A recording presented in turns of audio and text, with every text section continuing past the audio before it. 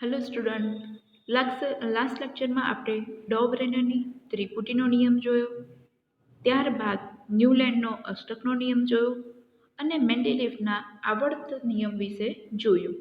હવે આપણે જોઈએ મેન્ડેલિફના કેટલીક આવર્ત કોષ્ટક તૈયાર કર્યું તેમાં ઉદ્ભવેલી કેટલીક મર્યાદાઓ વિશે. ચાલો, તત્વના વર્ગીકરણ માટેના મેન્ડેલિફના આવર્ત કોષ્ટકમાં નીચેની મર્યાદાઓ જોવા મળી. તેમાં આલ્કલી ધાતુઓની માફક હાઇડ્રોજન પણ હેલોજન, ઓક્સિજન અને સલ્ફર સાથે એક સમાન સૂત્ર ધરાવતા સંયોજનો બનાવે છે.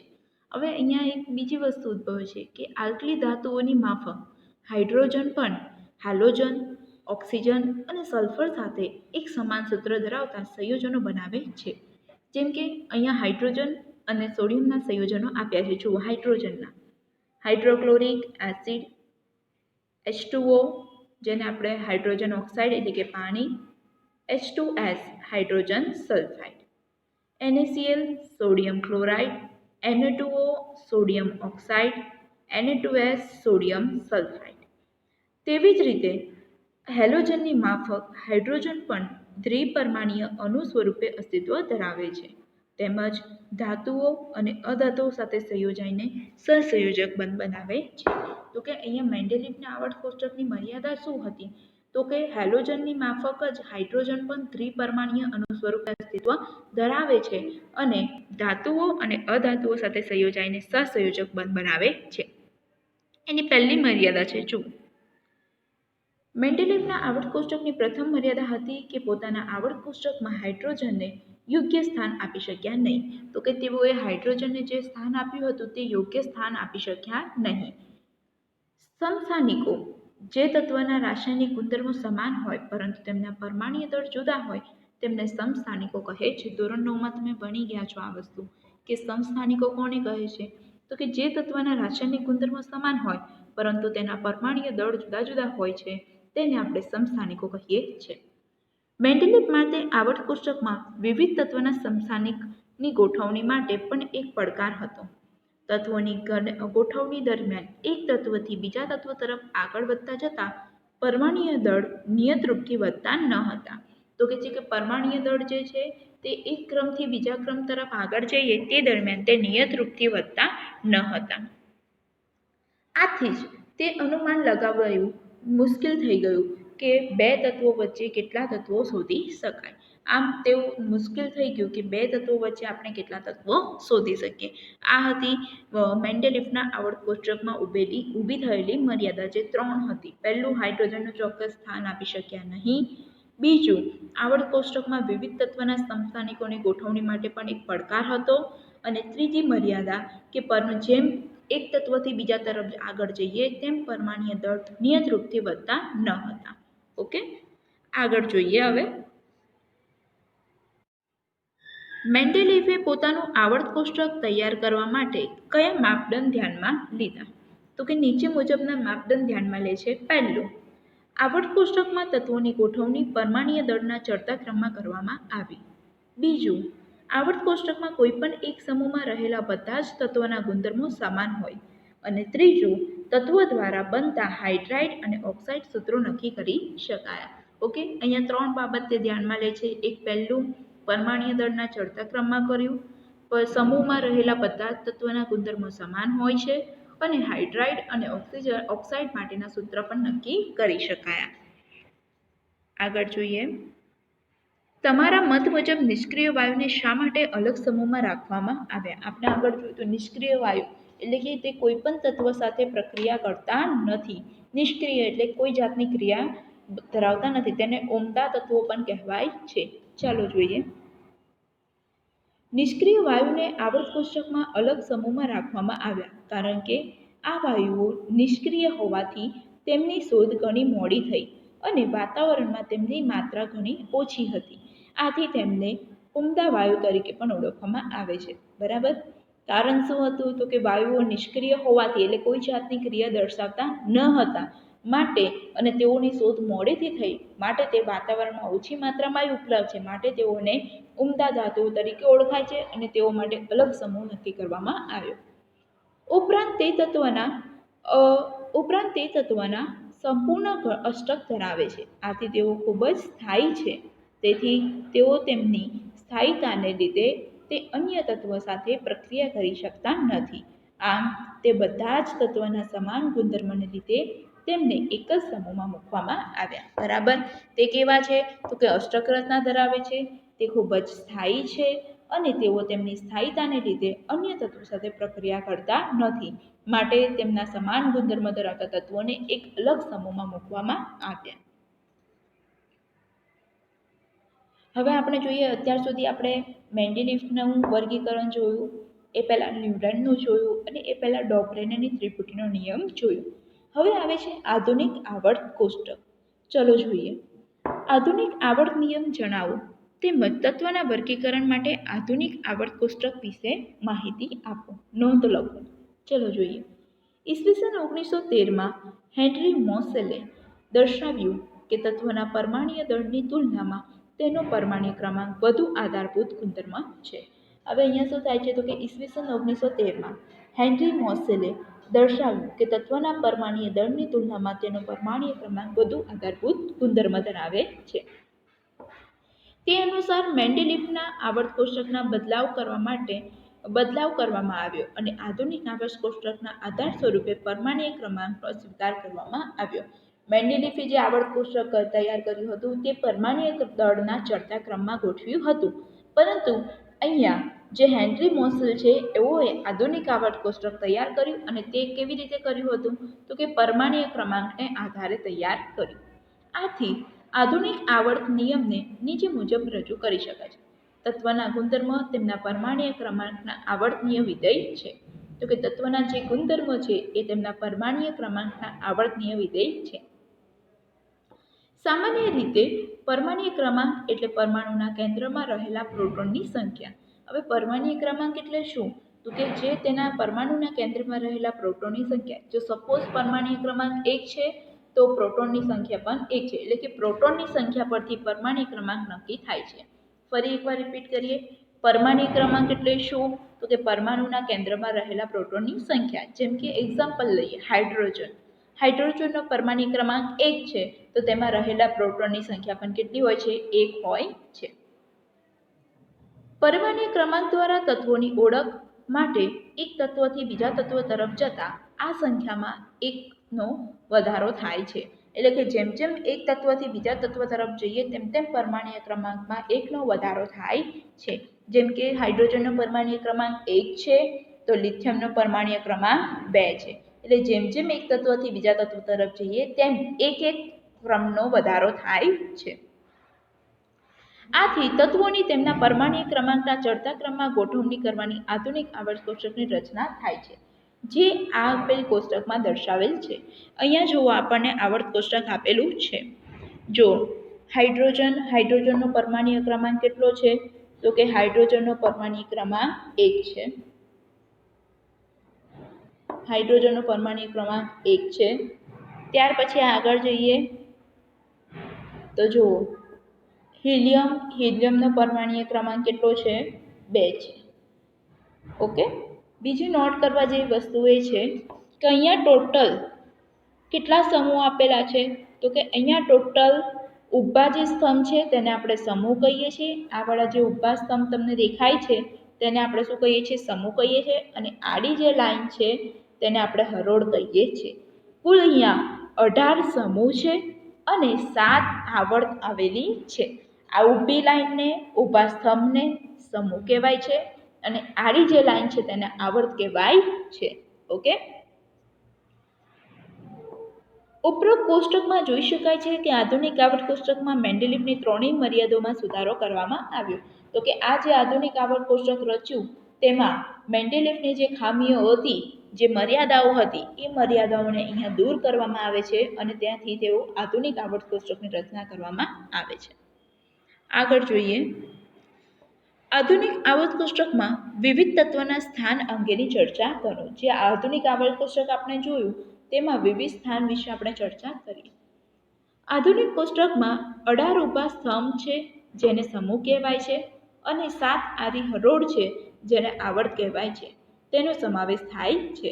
ઓકે, અહીંયા જો આડા ઊભા સ્તંભ છે જેને આપણે સમૂહ કહીએ છીએ, અને 7 આરી હરોળ છે જેને આવર્ત કહેવાય છે. જે મેં તમને આગળ બતાવ્યું, ઊભા સ્તંભ છે એ સમૂહ કહેવાય અને તેની સંખ્યા કેટલી છે? 18 છે. અને 7 આરી હરોળ છે જેને આવર્ત કહીએ છીએ. આગળ, આધુનિક આવર્ત કોષ્ટકમાંના કોઈ પણ એક સમૂહના તમામ તત્વો સંયોજકતા ઇલેક્ટ્રોનની સમાન સંખ્યા ધરાવે છે. એટલે કે જેટલા તેના સમૂહના તત્વોનો જેટલા તેના પરમાણ્વીય ક્રમાંક હોય તેટલા ઇલેક્ટ્રોનની સમાન સંખ્યા સંયોજકતા ધરાવે છે. ફરી રિપીટ કરું છું એ પોઈન્ટ જુઓ. આધુનિક આવર્ત કોષ્ટકમાં કોઈ પણ એક જ સમૂહના તમામ તત્વો સંયોજકતા ઇલેક્ટ્રોનની સમાન સંખ્યા ધરાવે છે. ઉપરાંત કોઈ એક જ સમૂહમાં રહેલા તત્વના સંયોજકતા ઇલેક્ટ્રોન્સની સંખ્યા સમાન હોય છે. ઉપરાંત કોઈ એક સમૂહમાં રહેલા તત્વના સંયોજકતાની ઇલેક્ટ્રોનની સંખ્યા કેવી હોય છે? સમાન હોય છે. જેમ કે અહીંયા એક એક્ઝામ્પલ લઈએ. હાઇડ્રોજનનો પરમાણ્વીય ક્રમાંક 1 છે, માટે તેની ઇલેક્ટ્રોન રચના 1 હશે. સેમ એ જ રીતે બીજું લઈએ લિથિયમનો પરમાણ્વીય ક્રમાંક 3 છે, તો તેની ઇલેક્ટ્રોન રચના થશે 2 1. તો કે તેમાં જુઓ અહીંયા ઇલેક્ટ્રોનની સમાન સંયોજકતા ધરાવે છે. અહીંયા જુઓ તેને અષ્ટક રચના પૂરી કરવા માટે અથવા તો તેની બાહ્ય કક્ષામાં એક ઇલેક્ટ્રોન હોય છે, અને જે બાહ્ય કક્ષામાં રહેલો ઇલેક્ટ્રોન છે એ એની સંયોજકતા કહેવાય છે. જેમ કે હાઇડ્રોજનમાં પણ 1 છે, સેમ લિથિયમમાં પણ 1 છે.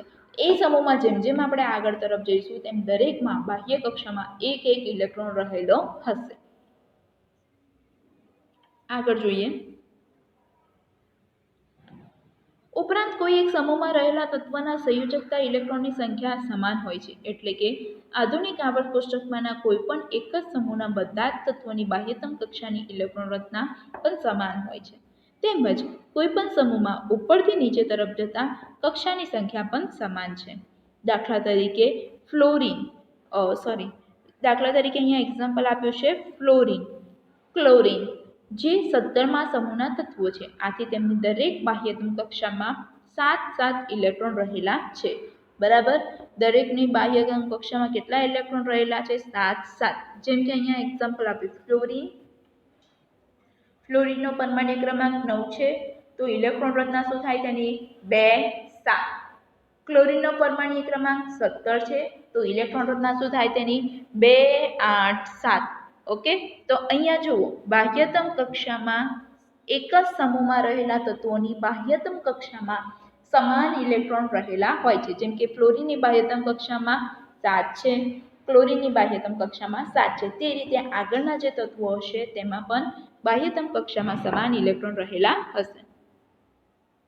આગળ, આધુનિક આવર્ત કોષ્ટકમાં સમાન સંખ્યામાં ભરાયેલી કક્ષાઓ ધરાવતા જુદા જુદા તત્વના પરમાણુઓ એક જ આવર્તમાં મૂકવામાં આવેલ છે. કોઈ પણ આવર્તમાં બધા જ તત્વો સમાન સંખ્યામાં કક્ષાઓ ધરાવે છે. એટલે કોઈ પણ આવર્ત લો તો તેમાં સમાન કક્ષાઓ ધરાવે છે. ફરી યાદ કરીએ કે જેમ સમૂહમાં ઉપરથી નીચે તરફ જઈએ અથવા તો એક જ સમૂહના તત્વો જે હોય તો તેના બધા જની બાહ્યતમ કક્ષામાં ઇલેક્ટ્રોનની સંખ્યા સમાન હોય છે. પછી બીજી વસ્તુ કયું કે જ્યારે આવર્તમાં બધા જ તત્વો સમાન સંખ્યામાં કક્ષાઓ ધરાવે છે. આવર્તમાં તો કે એક આવર્તના તમામ તત્વો હોય તો તેની કક્ષાઓ એક જ હોય છે. અહીંયા કક્ષાઓ એટલે કે K L M, okay, L કક્ષા, K કક્ષા એવું આપણે કહીએ છીએ. આગળ જોઈએ. તેમજ આવર્તમાં ડાબી બાજુથી જમણી બાજુ તરફ જતા તે પરમાણ્વીય ક્રમાંકમાં 1નો વધારો થાય છે. તો કક્ષામાં સંયોજકતા કક્ષાની ઇલેક્ટ્રોનમાં પણ 1નો વધારો થાય છે. એટલે જેમ જેમ એક ઇલેક્ટ્રોન વધતા જાય છે, જેમ જેમ પરમાણ્વીય ક્રમાંક 1 વધે તેમ તેમ તેમાં ઇલેક્ટ્રોનની સંખ્યા પણ કેવી થાય છે? 1નો વધારો થાય છે. જેમ કે sodium, magnesium, aluminium, silicon, phosphorus, sulphur, chlorine, argon વગેરે તત્વો આધુનિક આવર્ત કોષ્ટકના ત્રીજા આવર્તમાં રહેલ છે. તેથી આ તત્વોના પરમાણુના ઇલેક્ટ્રોન K L M કક્ષામાં ભરાયેલા છે. જો અહીંયા નીચે બતાવેલું છે. ચલો જોઈએ. પરમાણ્વીય ક્રમાંક છે 11, તત્વનું નામ છે સોડિયમ, તેની ઇલેક્ટ્રોન રચના થશે. 11 પરમાણ્વીય ક્રમાંક છે, માટે તેમાં રહેલા ઇલેક્ટ્રોનની સંખ્યા પણ કેટલી હશે? 11. તો તેને કેવી રીતે ગોઠવાય છે? તો કે પહેલી કક્ષામાં 2 ઇલેક્ટ્રોન આવશે, બીજી કક્ષામાં વધુમાં વધુ 8 ઇલેક્ટ્રોન આવશે, ત્રીજી કક્ષામાં વધુમાં વધુ 8 ઇલેક્ટ્રોન આવે છે. એટલા માટે અહીંયા આપણે પહેલી કક્ષા 2 કમ્પલસરી હોય, 2 ભરાય ત્યારબાદ જ બીજી કક્ષામાં જવાય, અને બીજી કક્ષામાં 8 ઇલેક્ટ્રોન ભરાય ત્યારબાદ જ ત્રીજી કક્ષામાં જવાય છે. અહીંયા જો એનું પરમાણ્વીય ક્રમાંક 11 છે, એટલે પહેલી કક્ષામાં 2 ઇલેક્ટ્રોન, બીજામાં 8 અને ત્રીજી કક્ષામાં 1 ઇલેક્ટ્રોન રહે છે. હવે જુઓ અહીંયા પરમાણ્વીય ક્રમાંક તેનો કેટલો થઈ જાય છે? તો કે 11 પરથી 12 પર આવે છે, માટે તેના ઇલેક્ટ્રોનની સંખ્યા પણ કેવી થશે? 12.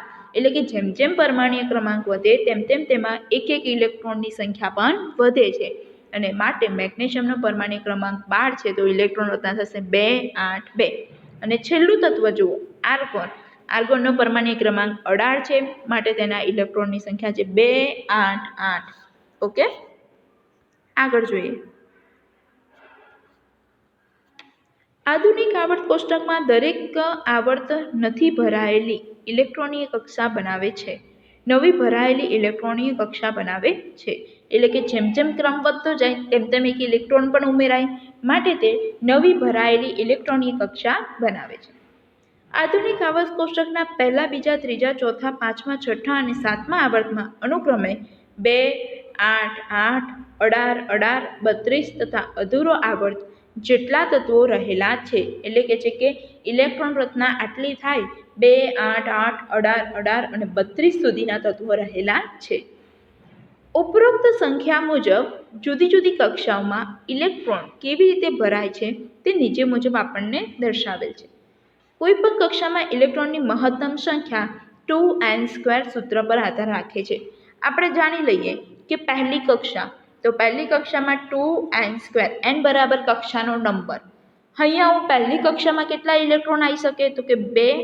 એનની જગ્યાએ હું કક્ષાનો નંબર લખીશ કે પહેલી કક્ષા છે સ્ક્વેર. 1નો વર્ગ થશે 1, 2 ગુણ્યા 1 એટલે થશે 2. તો કે પહેલી કક્ષામાં વધુમાં વધુ કેટલા ઇલેક્ટ્રોન આવી શકે છે? તો કે 2 આવી શકે છે. હવે ત્યારબાદ લઈશું બીજી કક્ષા. ચલો, હવે હું લઉં છું અહીંયા બીજી કક્ષા. બીજી કક્ષામાં કેટલા ઇલેક્ટ્રોન આવી શકે છે? તો કે 2નો વર્ગ એટલે હું લઈ લઉં છું 4. 4 2 8.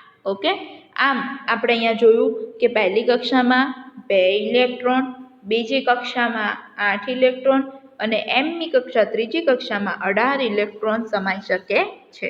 ઓકે, એટલે કે પ્રથમ આવર્તમાં 2 તત્વો છે, બીજા આવર્તમાં 8 છે અને ત્રીજા આવર્તમાં માત્ર 8 ઇલેક્ટ્રોન હોય છે. તેથી ત્રીજા આવર્તમાં પણ માત્ર 8 ઇલેક્ટ્રોન હોય છે.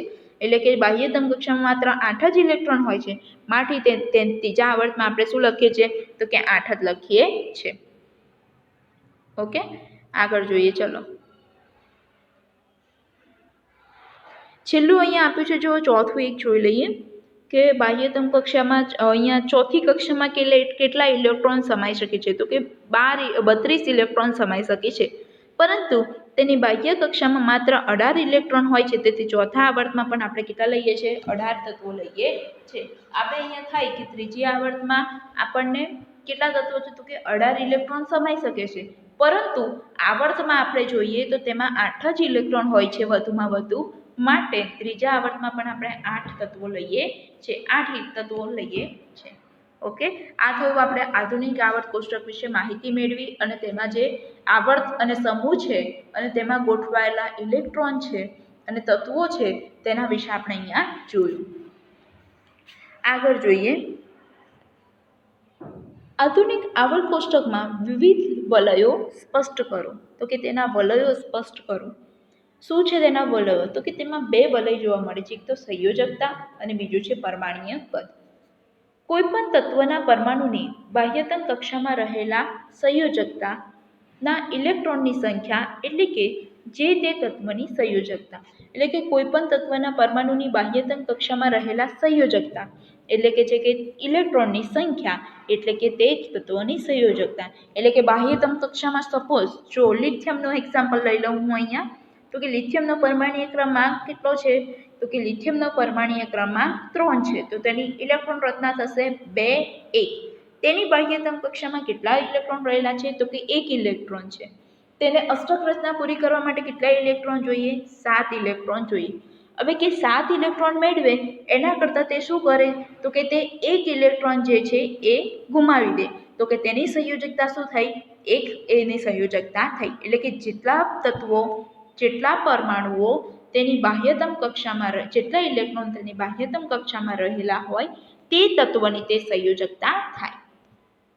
પરમાણ્વીય કદ. પરમાણ્વીય કદ શબ્દ પરમાણુની ત્રિજ્યાનો ઉલ્લેખ કરે છે. પરમાણ્વીય કદને એક સ્વતંત્ર પરમાણુના કેન્દ્રથી તેની સૌથી બહારની કક્ષા વચ્ચેના અંતર સ્વરૂપે આવેલ જોવા મળે છે. એટલે કે પરમાણ્વીય કદ એટલે શું? તો કે એક સ્વતંત્ર પરમાણુના કેન્દ્રથી સૌથી બાહ્ય કક્ષા જે હોય તેના વચ્ચેનું અંતર એને આપણે પરમાણ્વીય કદ કહીએ છીએ. એટલે કે તેને પરમાણુની ત્રિજ્યા તરીકે ઉલ્લેખી શકાય છે. જેમ કે હાઇડ્રોજન પરમાણુની પરમાણ્વીય ત્રિજ્યા 37 પિકોમીટર છે. અહીંયા પીએમ એટલે શું થશે? પિકોમીટર. 1 પિકોમીટર બરાબર કેટલા?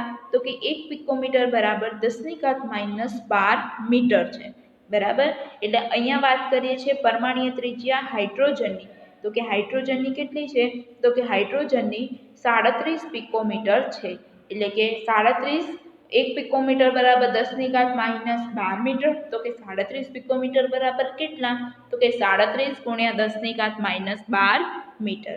ઓકે, આગળ જોઈએ. અહીંયા તે જ રીતે પરમાણ્વીય ત્રિજ્યા આપેલી છે. લિથિયમની છે 152, બેરિયમની છે 111, બોરોનની છે 88, કાર્બનની છે 77, નાઇટ્રોજનની છે 74 અને ઓક્સિજનની છે 66. આમ આવર્તમાં ડાબી બાજુથી જમણી બાજુ તરફ જતા પરમાણ્વીય ત્રિજ્યા ઘટે છે, કારણ કે તત્વોનો કેન્દ્રીય ભાર વધવાની સાથે ઇલેક્ટ્રોન કેન્દ્ર તરફ ખેંચાણનું વલણ ધરાવે છે, જેને કારણે પરમાણુનું કદ ઘટે છે. ઓકે, ખાસ યાદ રાખજો, આવર્તમાં જ્યારે ડાબી બાજુથી જમણી બાજુ તરફ જઈએ તેમ પરમાણ્વીય ત્રિજ્યા ઘટે છે અને તત્વનો કેન્દ્રીય વીજભાર ધરાવતી સાથે ઇલેક્ટ્રોન કેન્દ્ર તરફ ખેંચાણનું વલણ ધરાવે છે અને આ કારણે પરમાણ્વીય કદ ઘટે છે આવર્તમાં જેમ ડાબી બાજુથી જમણી બાજુ જઈએ તે દરમિયાન.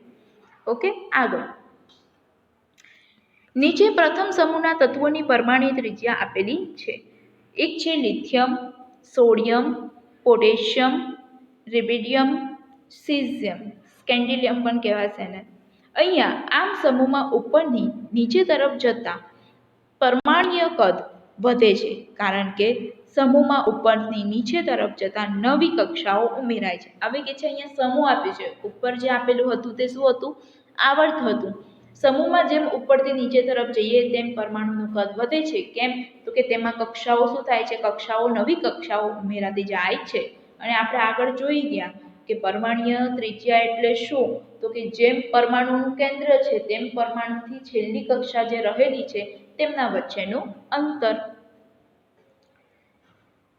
સૌથી બહારની કક્ષા વચ્ચે અંતર વધે છે તેની કેન્દ્રીય વીજભાર વધવાની સાથે પરમાણ્વીય કદ પણ વધે છે. ઓકે, લાસ્ટ ટોપિક, ધાત્વીય અને અધાત્વીય ગુણધર્મો. આધુનિક આવર્ત કોષ્ટકમાં સોડિયમ અને મેગ્નેશિયમ જેવી ધાતુઓ આવર્ત કોષ્ટકમાં ડાબી બાજુ અને સલ્ફર તથા ક્લોરીન જેવી અધાતુઓ જમણી બાજુ રહેલી છે.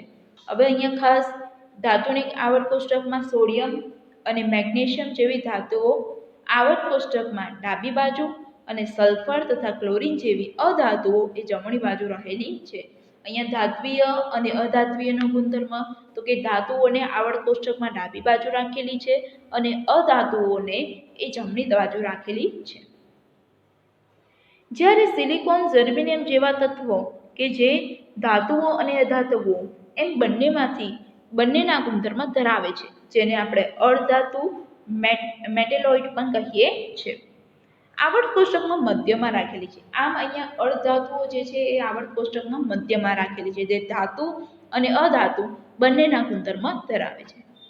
આધુનિક આવર્ત કોષ્ટકમાં એક વાંકી ચૂકી રેખા ધાતુને અધાતુ સાથે અલગ કરે છે અને આ રેખાની કિનારી પર આવેલા તત્વ બોરોન, સિલિકોન, જર્મેનિયમ, આર્સેનિયમ, એન્ટીમની, ટેલ્યુરિયમ અને પોલોનિયમ મધ્યવર્તી ગુણધર્મ ધરાવે છે. અને મધ્યવર્તી ગુણધર્મ એટલે કે ધાતુ અને અધાતુના બંનેના, તેને આપણે અર્ધધાતુ કહેવાય છે.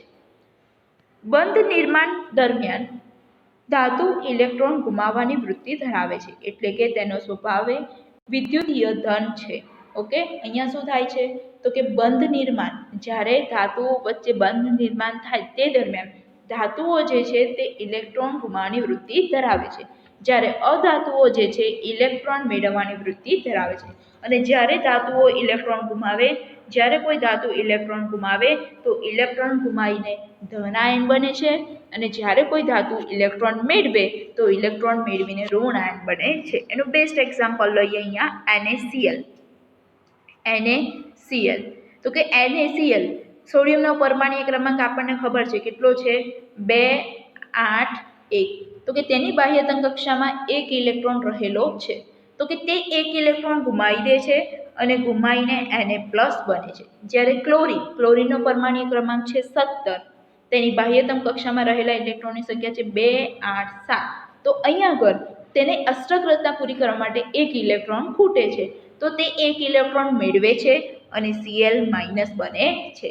એટલે કે છે જ્યારે અહીંયા સોડિયમ એ ધાતુ છે, ક્લોરીન એ અધાતુ છે. એટલે અહીંયા આપણે જોયું કે મોટે ભાગની ધાતુઓ શું કરે છે તો કે ઇલેક્ટ્રોન ગુમાવીને ધન આયન બને છે, જ્યારે અધાતુઓ જે છે ઇલેક્ટ્રોન મેળવે છે અને ઋણ આયન બને છે. ઓકે, આગળ જોઈએ.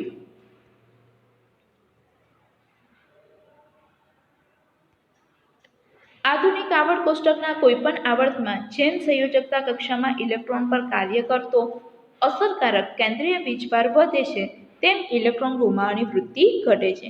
જેટલું કેન્દ્ર તરફનું આકર્ષણ વધી જાય તેટલું ઇલેક્ટ્રોન ગુમાવવાની વૃત્તિ પણ ઘટી જાય છે. સમૂહમાં નીચે તરફ જતા સંયોજકતા ઇલેક્ટ્રોન દ્વારા અનુભવાતો અસરકારક કેન્દ્રીય વીજભાર ઘટે છે, કારણ કે સૌથી બહારના ઇલેક્ટ્રોન કેન્દ્રથી વધારે દૂર હોય છે, તેથી તે આસાનીથી દૂર થઈ શકે છે. બરાબર, જેટલું કક્ષા વધુ તેટલા ઇલેક્ટ્રોન સરળતાથી ગુમાવી શકાય, પરંતુ જો કક્ષાઓની સંખ્યા ઓછી હોય અથવા ટૂંકમાં કેવું હોય તો કેન્દ્રથી ઇલેક્ટ્રોનનું અંતર ઓછું હોય તો તે ઇલેક્ટ્રોન ગુમાવતા સરળતાથી ઇલેક્ટ્રોન ગુમાવતા નથી, તેની માટે તેને વધુ ઉર્જા વાપરવી પડે છે. પણ જો કેન્દ્રથી તેઓનું અંતર વધુ હોય તો તે સરળતાથી ઇલેક્ટ્રોન ગુમાવી શકે છે. એટલે કે કેન્દ્ર પ્રત્યેનું આકર્ષણ વધુ હોય ઇલેક્ટ્રોનનું તો તે ઇલેક્ટ્રોન ગુમાવવામાં વધારે ઉર્જાની જરૂર પડે છે, અને જો ઇલેક્ટ્રોનથી કેન્દ્રનું અંતર વધુ હોય તો તેને સરળતાથી ઓછી ઉર્જામાં પણ તે ઇલેક્ટ્રોન ગુમાવી શકે છે. આમ ધાત્વીય લક્ષણ આવર્તમાં ડાબી બાજુથી જમણી બાજુ તરફ જતા ઘટે છે અને સમૂહમાં નીચે તરફ જતા વધે છે. આધુનિક આવર્ત કોષ્ટકમાં આ ધાતુઓ વિદ્યુત ઋણમય હોય છે અને આથી તે ઇલેક્ટ્રોન મેળવીને બંધ બનાવવાની વૃત્તિ ધરાવે છે, જે આપણે ચર્ચા કરી ચૂક્યા છે કે અધાતુઓ જે છે, ધાતુ જે છે ઇલેક્ટ્રોન ગુમાવે છે અને ધન આયન બને છે, જ્યારે અધાતુઓ જે છે ઇલેક્ટ્રોન મેળવે છે અને ઋણ આયન બનાવે છે. આ વૃત્તિ તત્વો દ્વારા બનતા ઓક્સાઇડના સ્વભાવ વિશે અનુમાન કરવા માટે પણ મદદરૂપ થાય છે, કારણ કે ધાતુઓના ઓક્સાઇડ બેઝિક અને અધાતુના ઓક્સાઇડ એસિડિક હોય છે. ઓકે, ખાસ અહીંયા યાદ રાખજો, જે આપણે બીજા ચેપ્ટરમાં આગળ ભણી ગયા છે કે ધાતુના ઓક્સાઇડ સ્વભાવે કેવા હોય છે, બેઝિક હોય છે, જ્યારે અધાતુના ઓક્સાઇડ સ્વભાવે એસિડિક હોય છે. હવે આગળ આપણે નેક્સ્ટ લેક્ચરથી કન્ટિન્યુ કરીશું. Okay, thank you.